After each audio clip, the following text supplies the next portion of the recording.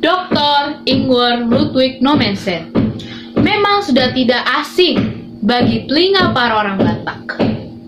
Siapakah dia? Ya, dialah yang mendirikan HKBP yang sudah berdiri selama 160 tahun. Seperti apa kisahnya di tanah Batak?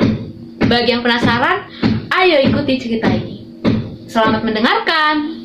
Pada usianya yang berumur 20 tahun, Nommensen pergi ke Barmen atau yang sekarang kita kenal sebagai Wuppertal untuk bergabung ke seminari FMG dan belajar selama 4 tahun, kemudian ditahbiskan sebagai pendeta pada tahun 1861. Tahukah Anda bahwa di balik itu semua, dia mempunyai janji saat dia berumur 12 tahun, di mana saat dia mengalami kecelakaan yang menyebabkan kakinya terluka, dia berdoa dan berjanji kepada Tuhan bahwa jika dia disembuhkan, dia akan menjadi penginjil dan memberitakan Injilnya ke seluruh dunia. Seperti misionaris pada umumnya, Nommensen juga mendapatkan tugas tentunya.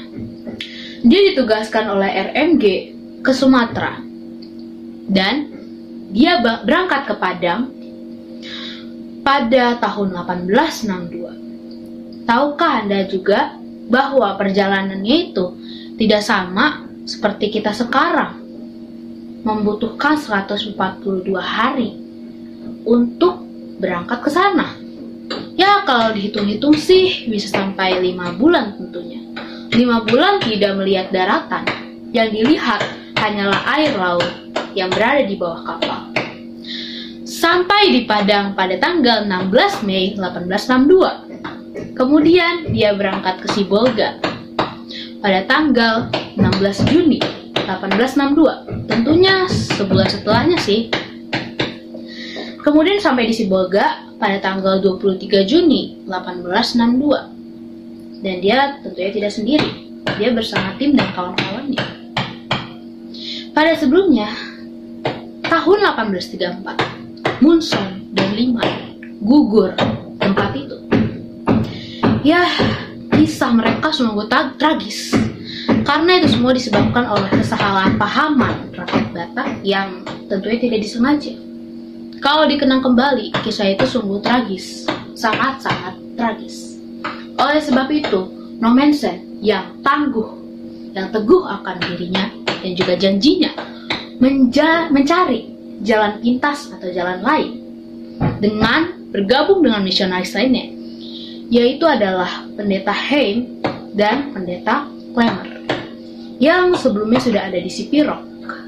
Setelah perang Paderi dipindahkan ke wilayah Hindia Belanda, dan di Sipirok ini pula dibagikan tugas-tugas oleh para misionaris. Tentunya Nommensen juga mendapatkan tugas. Dia pergi ke Silindung pada tanggal 7 November 1862. Seseorang bernama Tuan Betts mengantarkan dia menuju ke Silindung. Dalam perjalanan selanjutnya, bersama penduduk Pangaribuan, mereka sampai di Banjarnahor pada pukul 2:30 sore. Dan kemudian mereka pergi juga ke kampung Opu Gumara. Dan di kampung Raja Opu Gumara itu tentunya mereka disambut oleh pesta yang sungguh meriah sekali. Dan mereka juga meminta pada Nommensen untuk tetap tinggal demi menyelesaikan perang yang terjadi saat itu. Karena diketahui juga bahwa adik dari Raja Opu Gumara itu gugur pada saat perang itu. Nommensen memberitakan Injil mana-mana, dan juga dia berangkat Sigotong dan sampai pada pukul 1 siang. Di Sigotong itu tahukah bahwa Nommensen ditolak secara mentah-mentahnya? Memang karena apa? Karena mereka tahu bahwa Nommensen itu datang dari daerah musuh, dan itu yang membuat mereka merasa Sudahlah, tidak usah menerima dia. Dengan alasan itu, kawan-kawan, Nommensen berangkat sangat pagi-pagi. Dan dia pergi tentunya ke Silindung.